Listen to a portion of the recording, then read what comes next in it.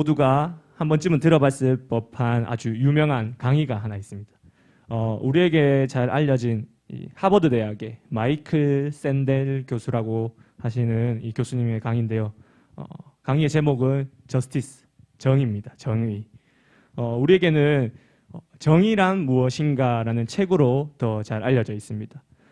무슨 이야기인지 잘 모르겠다고 하시는 분들도 지금 하려는 이야기를 들으시면 이거 하실 겁니다. 네, 우리 설교를 들어가기 전에 한 가지 질문으로 오늘 설교를 시작하도록 하겠습니다. 자, 지금부터 자신을 이제 기차 기관사라고 가정해 보십시오. 나는 지금 기차 기관사입니다. 날이 화창한 오늘 여느 다른 날과 마찬가지로 어김없이 기차를 운행하고 있습니다. 일을 끝내고 무엇을 먹고 무엇을 할지 아주 즐거운 고민을 하면서 기차를 막 몰고 가고 있습니다. 기차는 지금 시속 100km로 달리고 있는데 저 앞에 선로에서 인부 5명이 작업을 하고 있는 것입니다. 당신은 화들짝 놀라 멈추기 위해 애를 쓰지만 기차는 멈추지 않습니다. 브레이크가 고장난 것이죠. 당신은 필사적입니다. 기차와 충돌할 경우 인부 5명이 죽는다는 걸 알기 때문이죠.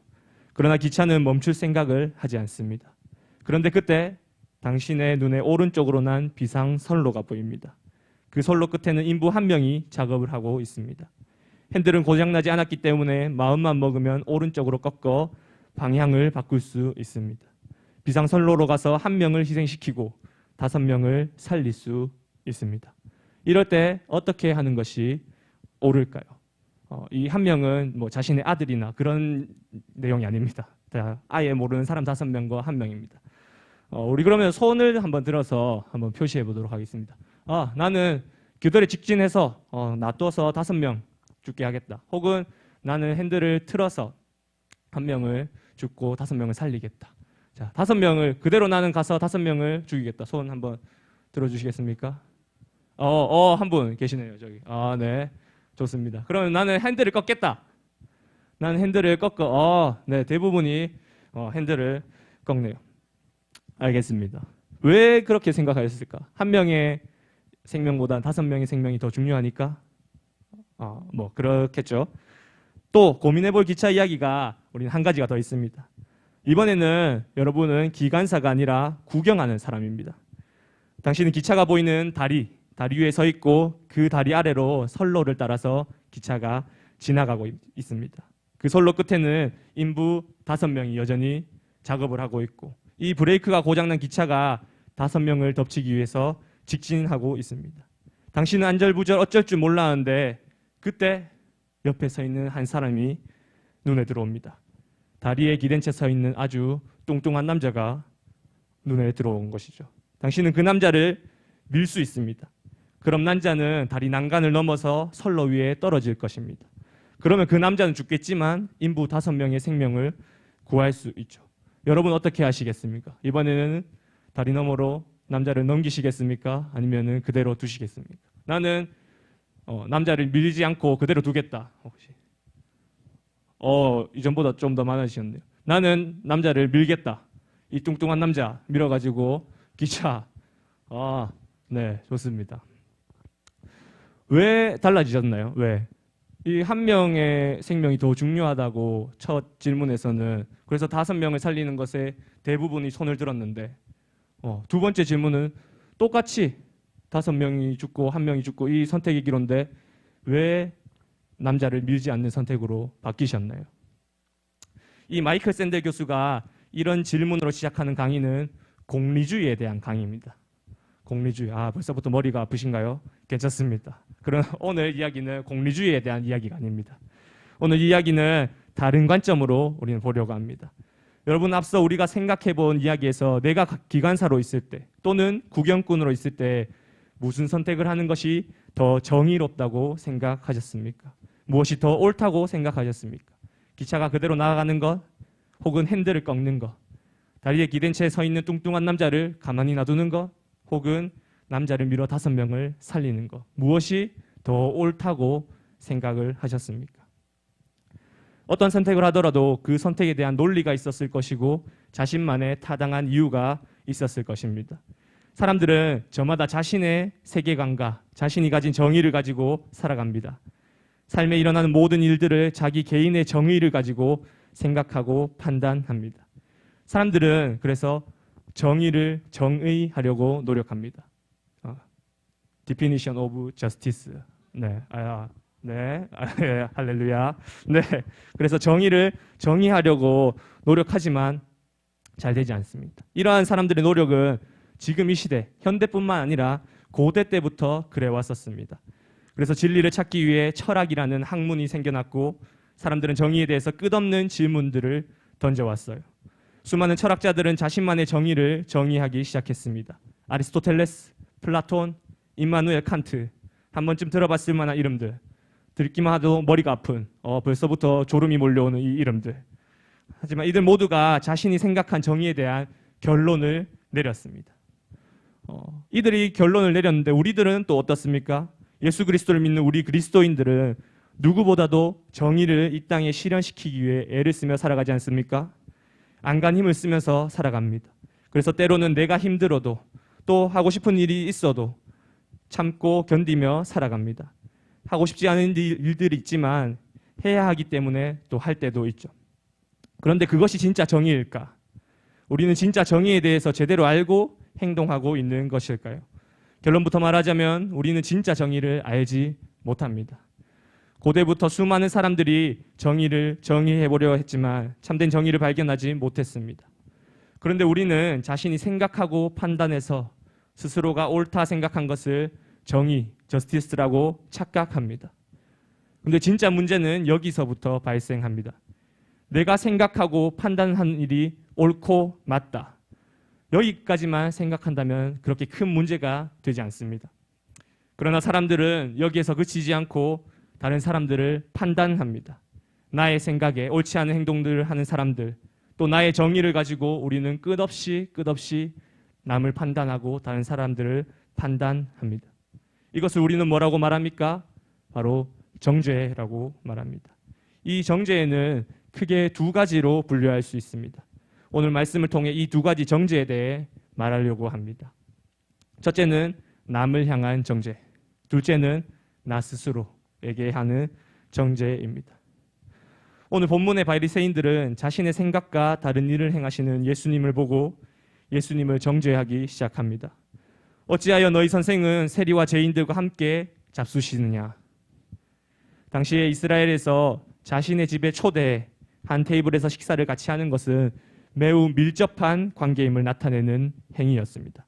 물론 지금도 마찬가지겠죠. 자신의 집에 불러들이고 자신과 함께 음식을 먹는 것, 이것은 아주 밀접한 관계일 때 우리가 하는 것이지 않습니까?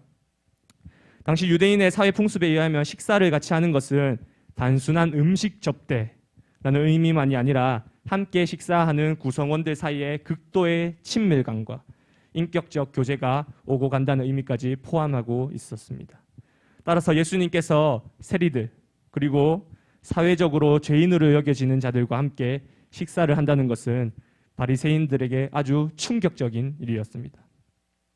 이 일이 당시 시대상에 얼마나 충격적인 일이었는지를 강조하기 위해서 우리가 가진 번역된 이 한글 성경에는 나와 있지 않지만 마태복음의 저자 마태는 오늘 본문 말씀 10절 중간에 많은 세리와 죄인들이 와서 앞에 심지어 보라라는 표현을 사용했습니다. 헬라어 성경 10절을 그대로 해석하면 이렇게 됩니다. 마태복음 9장 10절 예수께서 마태의 집에서 앉아 음식을 잡수실 때 심지어 보라 많은 세리와 죄인들이 와서 예수와 그의 제자들과 함께 앉았더니 마태가 이렇게 성경을 통해 강조할 만큼 예수님께서 세리와 죄인들과 함께한 식사는 바리새인들에게 아주 충격적인 사건이었습니다. 예수님은 바리새인들과 달리 죄인들을 정죄하지 않으셨습니다. 정죄하지 않으실 뿐만 아니라 죄인들과 함께 교제하며 깊은 친밀감과 또 인격적인 교제를 함께 나누셨습니다. 그러나 바리새인에게는 도저히 자신의 생각이 있을 수 없는, 절대로 해서는 안 되는, 또 있어서도 안 되는 일들이었습니다. 어떻게 구원받지도 못하는 로마인에 붙어서 이 민족의 피를 빨아먹는 저 세리들, 우리의 민족의 반역자들과 함께 이야기를 한단 말인가? 하나님의 율법을 지키지도 않고 제사를 드리지도 않는 저런 죄인들과 한자리에 앉아 함께 식사를 어떻게 한단 말인가? 저들과 함께하는 예수라는 자도 죄인임에 틀림없다. 나는 저들과 다르지. 나는 저런 죄인들과 함께하는 예수라는 사람과 달라. 나는 구원받을 사람, 아브라함의 자손, 또 하나님 앞에 부끄러울 것 없는 사람이야. 바리새인들은 분명히 이렇게 생각했을 것입니다. 그래서 그들은 말했습니다. 어찌하여 너희 선생은 세리와 죄인들과 함께 잡수시느냐. 이런 말들은 어디서부터 나왔습니까? 바로 그들의 죄로 가득한 마음에서부터 나왔습니다. 예수님은 마음에 악으로 가득한 바리새인들을 향해 마태복음 12장 34절 통해 말씀하고 계십니다. 독사의 자식들아, 너희는 악하니 어떻게 선한 말을 할 수 있느냐. 이는 마음에 가득한 것을 입으로 말합니다. 또 누가복음 6장 45절에 선한 사람은 마음에 쌓은 선에서 선을 내고 악한 자는 그 쌓은 악에서 악을 내나니 이는 마음에 가득한 것을 입으로 말함이니라.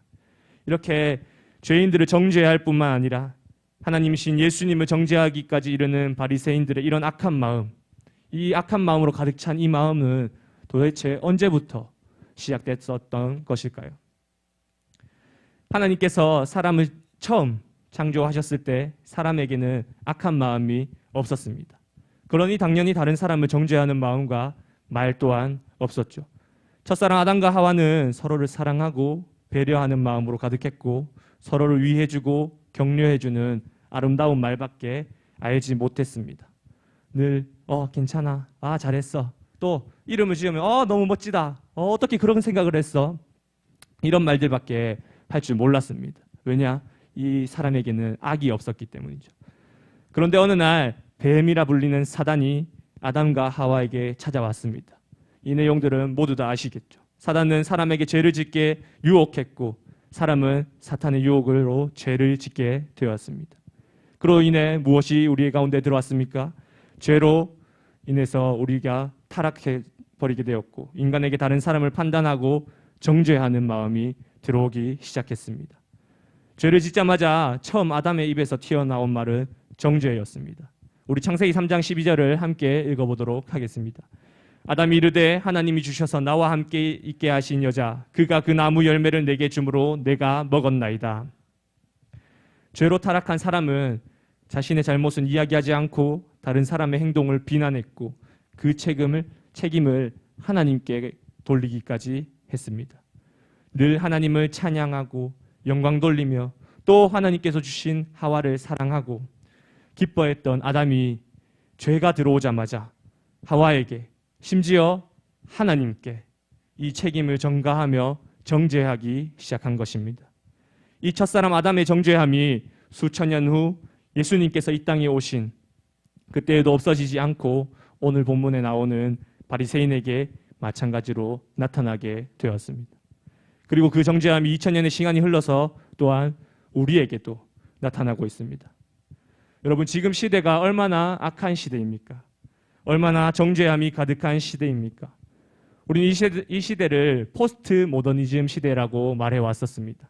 그리고 코로나가 닥쳐오면서 포스트 코로나 시대를 지나 우리는 이제 위드 코로나와 함께하는 위드 코로나 시대를 살아가고 있습니다. 우리가 지금 살아가는 이 시대는 흔히 진리가 없는 시대라고 이야기합니다. 포스트 코로나 시대는 진리가 없는 시대입니다. 바꿔 말하면 정의, 저스티스가 아닌 데피니션, 이 정의가 없는 시대입니다. 어떠한 일에 기준이 없다는 것이죠. 각자의 생각을 존중해줘야 하고 개인의 생각이 진리가 되는 시대입니다. 동성애나 어떤 성소주자 이런 것들을 다 인정하고 존중해줘야 되는 그런 시대가 와버렸습니다. 이렇게 각자의 개성을 존중해주고 서로 다름을 인정해주면 좋은 것 아닙니까? 이것이 언뜻 보기에는 좋아 보입니다. 우리가 말로 했을 때 남을 배려하고 다른 사람의 의견을 다 존중하고 그런 것들이 언뜻 보기에는 좋아 보입니다. 그러나 우리는 타락한 죄인입니다. 이 타락한 사람은 서로의 다름을 인정해주고 존중해줄 수가 없습니다. 자신이 이해하고 납득되는 범위에서는 우리가 인정하고 아무 말 하지 않고 참아주지만 조금이라도 자신의 모습과는 다른, 자신의 생각과 다른 부분이 나타나면 상대를 바로 헐뜯고 비난하고 비방합니다. 그리고 다투기 일쑤입니다. 이 포스트 모더니즘을 지나 우리는 위드 코로나 시대를 살아가고 있는데 이 위드 코로나 시대에는 이런 현상이 더욱 만연해졌습니다. 우리가 자신은 식당에 가고 가족 모임에 가고 휴가를 가고 또 모든 곳에 이렇게 다니면서 다른 사람들이 어떤 자리에 그런 자리에 가면은 어떻게 코로나 시국에 그렇게 갈 수 있냐고, 어떻게 식당을 가고 휴가를 갈 수 있냐고 비난하고 비방합니다. 그러면서 자신은 어쩌다가 한번 간 것이고 어쩔 수 없이 참석한 것이라고 말하면서 다른 사람들은 그곳에 안 가도 되는 곳인데 가지 않아도 되는 곳인데 갔다고 다른 사람들을 정죄하고 비난합니다. 이렇게 서로를 비난하고 비방함이, 다른 사람을 정죄함이 날이 갈수록 또 시대가 지나면 지날수록 더욱 심해지고 있습니다. 그런데 중요한 것은 이런 정죄함이 교회 밖에서의 문제냐? 그것이 아닙니다. 예수님을 모르는 사람들에게만 일어난 일이 아닙니다. 이런 정죄는 교회 안에서도 마찬가지입니다. 아니, 어떻게 본다면 교회는 정죄함이 더 심할 수 있겠죠. 왜 술을 마시니? 왜 그런 친구들을 사귀니? 왜 공부 안 하니? 할렐루야. 너희들 정죄하는 게 아닙니다. 할렐루야. 이런 도덕적인 문제부터, 왜 성경을 읽지 않니? 왜 기도하지 않니? 왜 예배 빠지니? 예배 시간에 왜 조니? 예배 시간에 왜 조니? 할렐루야. 네. 이런 신앙적인 문제까지 교회에서 많은 사람들이 자신 스스로가 바리새인이 되어 다른 사람들을 판단하고 정죄합니다. 스스로를 신앙 좋은 사람이라 착각하며 다른 사람을 판단하는 자리에 앉으려 하고 그 자리에 앉아서 율법으로서 다른 사람을 판단하고 정죄합니다. 도덕적인 문제부터 신앙적인 문제까지요. 그렇다면 다른 사람을 정죄하는 이들은 과연 모든 것을 다 지키고 있느냐? 그렇지 않습니다. 다른 사람에게는 예배 빠져서 되겠니? 기도를 그렇게, 또 말씀을 그 정도만 읽어서 되겠니? 이야기하지만 정작 자신이 예배를 빠져야 할 때, 또 기도를 지키지 않는 때가 오면 나는 그럴 수밖에 없어. 나는 오늘 예배를 빠질 수밖에 없는 상황이야. 또 나는 정말 가고 싶지 않은데 어쩔 수 없어. 이렇게 말하면서 스스로를 정당화합니다. 마치 바리새인들처럼 말이죠. 이런 자들에 대해서 예수님께서는 마태복음 23장 4절에 말씀하십니다. 또 무거운 짐을 묶어 사람의 어깨에 지우되 자기는 이것을 한 손가락으로도 움직이려 하지 아니하며, 다른 사람에게는 무거운 짐, 율법으로서 지켜야 한다는 것을 계속해서 이야기하면서 짐을 씌우지만 자신은 이것을 지키려 하지 않는 이런 바리새인들에게 예수님께서는 말씀하고 책망하고 계시는 것입니다. 하나님께서는 이런 일들을 기뻐하지 않으십니다. 야고보서에서 하나님의 형상으로 지음받은 사람들을 정죄함이 잘못됐음을 하나님께서는 말씀하고 계십니다. 말씀 앞에 이런 사람들은 반박할 수 있습니다. 아니, 바른 말, 옳은 말, 맞는 말 해야 되는 거 아닙니까? 그러면은 아무것도 안 하고 저기 졸고 있는 저 친구들 그냥 가만히 놔둡니까? 이런 마음을 가진 자들에게 오늘 예수님께서는 이렇게 말씀하십니다. 너희는 가서 내가 긍휼을 원하고 제사를 원하지 아니하노라 하신 뜻이 무엇인지 배우라. 나는 의인을 부르러 온 것이 아니요 죄인을 부르러 왔노라 하시니라. 아멘. 그렇다고 졸면 안 됩니다. 네, 할렐루야. 옳은 말, 맞는 말 해야 한다. 이렇게 말하는 교회 안의 바리새인들로 인해 많은 영혼들이 다치고 상처 입기도 하며 심지어는 교회를 떠나기도 합니다. 이렇게 주장하는 사람들은 말합니다. 나는 사람보다 일이 우선이야. 해야 하는 걸 해야 한다 말하는 게, 맞는 말 하는 게 잘못됐어? 아니요. 잘못되지 않았죠. 그러나 그 말로 인해 영혼이 다친다면 그것은 잘못된 말입니다. 우리가 하는 일, 하나님의 사역이란 무엇입니까? 생명을 살리고 일꾼을 세우고 몸된 교회를 든든히 세우며 하나님 나라를 확장하는 일 아닙니까? 그런데 가장 먼저인 생명을 살리는 일, 이 영혼을 살리는 일을 하지 못하고 오히려 그 영혼이 상처 입고 실족하게 된다면 그것은 우리가 해야 할 말이 아니며 궁극적으로는 하나님 나라를 위한 일이 아닙니다. 예수님은 마태복음 18장 6절에 이렇게 말씀하십니다. 우리 함께 읽어보실까요? 누구든지 나를 믿는 이 작은 자 중 하나를 실족하게 하며 차라리 연자 맷돌이 그 목에 달려서 깊은 바다에 빠뜨려지는 것이 나으니라. 그렇다면 신앙이 먼저 된 자들은 어떻게 해야 할까요? 신앙 안에서 어린 자들, 작은 자들이 말씀을 읽지도 기도를 하지도 또 예배를 제대로 드리지도 않을 때 우리는 잠자코 가만히 있어야만 합니까? 그것 또한 하나님의 마음이 아닙니다. 그럼 어떻게 해야 할까요? 하나님은 우리가 형제를 사랑하는 마음으로 권면하기를 원하십니다. 데살로니가후서 3장 15절에 그러나 원수와 같이 생각하지 말고 형제같이 권면하라고 하나님께서는 우리들에게 명령하고 계십니다. 오늘 말씀에서 예수님은 제사가 아니라 긍휼을 원한다 말씀하십니다. 예수님은 신앙의 행동들을 지켜야만 하고 해야 하기 때문에 무거운 짐으로 신앙의 행위를 나타내 보이게 함이 아니라 하나님을 사랑하는 마음으로 또 그러한 중심으로 예수님 앞에 나아오기를 바라시고 또 우리가 그런 마음으로 형제들을 권면하기를 바라고 계십니다. 이런 사랑과 긍휼의 마음을 먼저 나타내 보이시기 위해 하나님께서는 예수님을 이 땅에 보내셨고 예수님은 우리를 위해 이 땅에 직접 내려오셨습니다. 예수님은 건강한 자와 의인이 아니라 병든 자와 죄인을 부르러 오셨다 말씀하십니다. 우리는 스스로를 죄인이라 고백해야 합니다.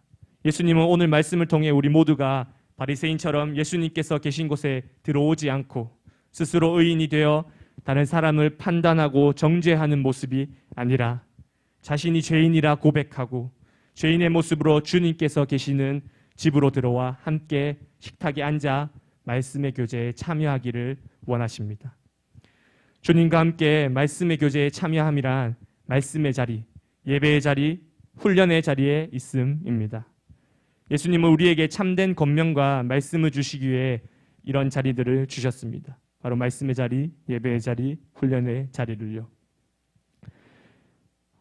또한 우리들 스스로가 바리새인이 되지 않게 하시기 위해서 우리가 스승이 선생이 되지 않기 위해서 우리에게 몽학 선생으로 담임 목사님을 또 스승으로 허락하셨습니다. 우리 모두가 목사님을 통해 말씀을 듣고 훈련으로 지도에 따름으로 바리새인이 되지 않고 한 마리의 어린 양으로서 주님을 따르며 긍휼의 권면을 받게 하십니다. 이것이 우리를 향한 주님의 마음입니다. 오늘 이 말씀을 준비하면서 저에게는 걱정되는 세 가지 마음이 있었습니다. 먼저는 이 말씀이 선포되고 난 후에 권면을 받는 자들이 정당한 권면을 하는 자들에게 그 권면이 자신의 마음에 들지 않는다고 해서 바리새인이라 칭하며 오늘 선포된 하나님의 말씀을 그 사람들을 대적하는 도구로 사용하면 어쩌나 하는 걱정이었습니다. 절대로 그런 일이 없기를 소망합니다. 벌써 그런 마음이 들어오신 분 계십니까? 예수님의 이름으로 떨쳐내 버리시기 바랍니다. 네. 두 번째 걱정은 방금 말한 이 말들을 통해서 자신은 바리새인과 같이 권면하는 사람이 다시 용기를 얻는 것입니다. 나는 하나님의 마음으로 전하는 거야. 나는 정당한 권면을 하는 거야. 여러분 이런 착각에도 빠지지 않으시기를 바랍니다. 마지막으로 말씀을 읽고 기도하는 등 신앙의 행위들을 율법주의로 치부할까 함이 저의 걱정이었습니다. 예수님은 이런 자들에게 마태복음 23장 3절로 무엇이든지 바리새인들이 말하는 바는 행하고 지키라고 말씀하십니다. 여러분, 율법을 지키는 것이 악한 것이 아닙니다. 율법을 행하는 것이 절대로 악한 것이 아닙니다. 다만 율법주의로 다른 사람들을 정죄하는 것이 악한 것입니다. 그래서 저의 이런 걱정들이 모두가 기우이기를 바랍니다. 여러분, 첫 번째 정죄는 다른 사람을 향한 정죄, 남을 향한 정죄였습니다. 두 번째 정죄는 무엇이라고 했습니까? 나 자신, 스스로를 향한 정죄입니다. 오늘 말씀은 우리가 바리새인이 되지 말고 예수님 앞에 죄인으로 나아가야 한다 말씀하고 계십니다. 이때 마귀는 우리에게 속삭입니다. 그래, 너는 죄인이지. 근데 너는 정말 더러운 죄인이야. 다른 사람들을 봐. 너만큼 더러운 죄인이 어딨어. 너는 예수님도 사랑하지 않으실 거야. 여러분, 마귀는 우리를 끊임없이 속이려 합니다. 한편으로 우리를 의인이라 말하며 다른 사람을 정죄하라 속삭이는 한편, 또 다른 한편으로는 우리를 절대로 용서받지 못할 죄인이라고 말합니다. 심지어 예수님의 그 십자가 사랑으로도 너는 용서받지 못할 것이라고 끊임없이 우리를 속이려 하고 있습니다. 이런 마귀의 속삭임을 예수 그리스도의 이름으로 주님의 사랑으로 대적하십시오. 주님은 여러분을 사랑하십니다. 그것도 끝까지 여러분들을 사랑하십니다. 요한복음 13장 1절 하반절에 예수님께서는 이렇게 말씀하십니다. 세상에 있는 자기 사람들을 사랑하시되 끝까지 사랑하시니라. 아멘. 오늘 말씀에 예수님은 세리와 죄인들과 함께 식사를 하며 교제하셨습니다. 말씀에 나오는 죄인들이 어떤 죄인들인지 성경은 말하고 있지는 않습니다. 그러나 당시 예수님 곁에 있던 자들은 다 세상에서 멸시받고 다 천대받던 그런 사람들이었습니다. 그 중에서는 몸을 파는 사람, 바로 창기들도 있었을 것입니다. 여러분, 우리가 먼저 알아야 할 것은 무엇이냐면 예수님께서 이 땅에 오셨을 때 이 시대의 상황입니다. 예수님께서 이 땅에 오셨을 때는 신분의 차이가 있는 그러한 계급 사회였습니다. 왕이 있고 귀족이 있고 자유인들이 있었던 반면에 노예들이 있었죠. 또 천민이 있었고, 이런 하층 계급은 자신의 신분이 직업이었습니다. 천민으로 노예로 태어나면 평생 정해진 직업을 바꿀 수가 없었습니다. 지금처럼 직업의 자유, 내가 원하는 업을 택하고 이런 것들이 불가능한 시대였습니다. 이런 시대적 상황을 잘 알고 계시기 바랍니다. 그래서 몸을 파는 이런 창기들도 마찬가지였습니다. 이들은 자신의 직업을 마음대로 바꿀 수 없었죠. 벗어날 수 없는 신분으로 살아가 있던 이들은 세상의 눈초리에 항상 주눅들어 있었고 늘 눈치 보며 살아야 했습니다. 어디 가서 자신의 직업을 당당히 이야기하지도 못했고, 내가 어떤 사람인지 누가 알지는 않을까, 길을 지날 때 누군가 나를 알아보지 않을까 조마조마하며 살았습니다. 사람들이 어쩌다 나의 직업을 알면 나와 이야기를 하지도 또 쳐다보지도 않았습니다. 뒤에서 수근수근거리며 비난하고 비방하며 나를 정죄할 뿐이었습니다. 그렇게 혼자 아무도 없는 곳에서 죄인인 내 모습을 또 정죄하며 나 스스로를 정죄하며 눈물 흘리며 살아갔습니다. 그런데 그렇게 세상의 눈치를 보며 하루하루 살아가던 어느 날 예수님께서 찾아오셨습니다. 소문으로만 듣던 그 예수님께서 나를 찾아오실 뿐 아니라 나와 교제하시고 함께 먹고 마시며 이야기를 나누었습니다. 나를 사랑한다 말씀하셨습니다. 그렇게 예수님을 만나 구원의 감격도 기쁨의 눈물도 흘렸겠죠. 그런데 이 식탁의 교제가 끝이 날수록, 예수님이 떠날 시간이 가까이 올수록 이 창기는 두려웠습니다. 예수님이 떠나시면 나는 또 죄로 가득한 삶을 살아가겠지. 죄의 몸을 파는 그런 삶을 살아가겠지. 이런 나를 아시면 예수님도 나를 더 이상 사랑하진 않으실 거예요. 이런 두려움과 절망이 찾아왔습니다. 나를 사랑한다 말씀하셨던 주님 앞에 너무나 부끄러웠습니다. 그런데 그때 내 마음을 아시는 예수님께서 따스한 음성으로 나를 감싸 안았습니다. 내가 너를 사랑한단다. 내가 어떤 모습이든 무엇을 하든 너는 나의 사랑하는 신부란다. 우리 큐티 말씀, 요즘 큐티 말씀 호세아서를 하고 있습니다. 호세아서는 여러분들 큐티를 하셔서 아시겠지만, 호세아 선지자를 하나님께서는 음란한 여인 고멜에게 장가 보내시는 그러한 말씀을 통해서 이스라엘에 대해서 말씀하고 계십니다. 호세아서 3장 1절부터 3절까지의 말씀을 보면, 이 음란한 여인이 고멜, 이 여인이 또다시 다른 남자에게 사랑을 받으면서 또 음란을 하러 멀리 떠난 모습을 보입니다. 그런데 3장 2절에 이 호세아 선지자는 은 15개와 보리 한 호멜 반을 가지고 이 고멜을 다시 값을 주고 사오는 이러한 말씀이 적혀 있습니다.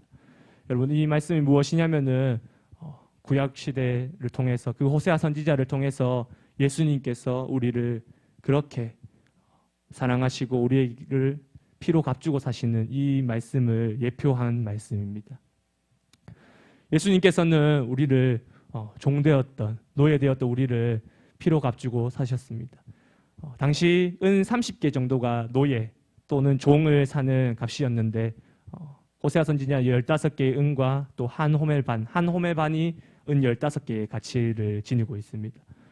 이 은 30개의 가치를 하는 이 물건들을 다 털어서 자신의 집에 있는 곡식까지 다 털어서 음란한 여인 이 고멜을 다시 값주고 사며, 또 3절에 무엇이라 말씀하고 있습니까?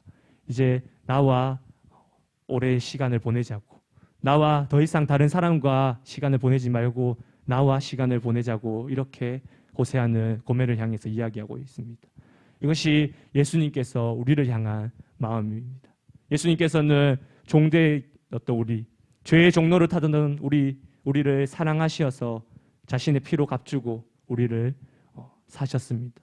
그리고 그뿐만 아니라 우리를 그저 종으로서 죄의 종로를 타던 그런 종으로 노예로 사는 것이 아니라 우리를 뭐라 말씀하십니까? 우리를 신부라 말씀하고 계십니다. 내가 너를 너무나 사랑하는 나의 신부로 맞이한다. 내가 너의 신랑이다. 이렇게 말씀하고 계십니다. 말씀을 맺겠습니다. 여러분, 우리는 날마다 같은 죄로 넘어집니다. 넘어지고 또 넘어집니다. 다른 사람이 넘어지는 죄, 자신이 그것으로 넘어지지 않으면 다른 사람을 정죄하면서 또 나는 날마다 같은 죄로 넘어집니다. 돈으로서, 물질로, 또는 음란으로, 음행으로, 이러한 죄들로 인해서 우리는 날마다 같은 죄로 넘어집니다. 우리는 하나님 앞에 그러지 않겠노라 다짐하고 일어서며 다시 한번 결단하지만 여러분, 그것만으로는 되지 않습니다.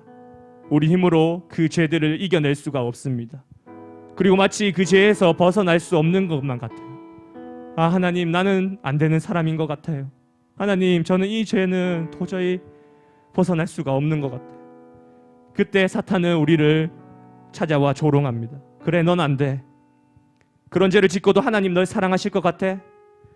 하나님, 그런 널 더 이상 너 같은 더러운 죄인을 사랑하지 않아.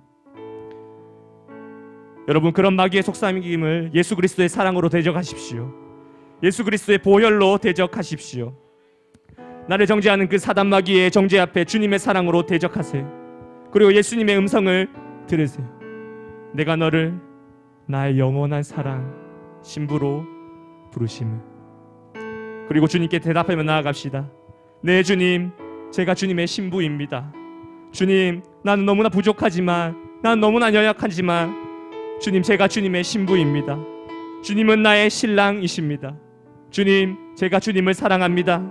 부족하지만, 연약하지만, 날마다 넘어지지만 신랑 되신 주님을 사랑합니다. 이러한 신부의 고백을 드리는 우리가 됩시다. 그래서 나도 사랑하지 못하고 남도 사랑하지 못해, 나도 다른 사람도 정죄하였던 이 정죄함으로 가득한 삶에서 벗어나서 이제는 주님의 사랑으로 나도 사랑하고 남도 사랑하는 더 이상 정죄가 없는 우리가 됩시다. 이 사랑을 다른 사람에게 전하는 주님의 신부로 살아갑시다. 할렐루야. 모든 영광 하나님께 올려드립니다. 할렐루야.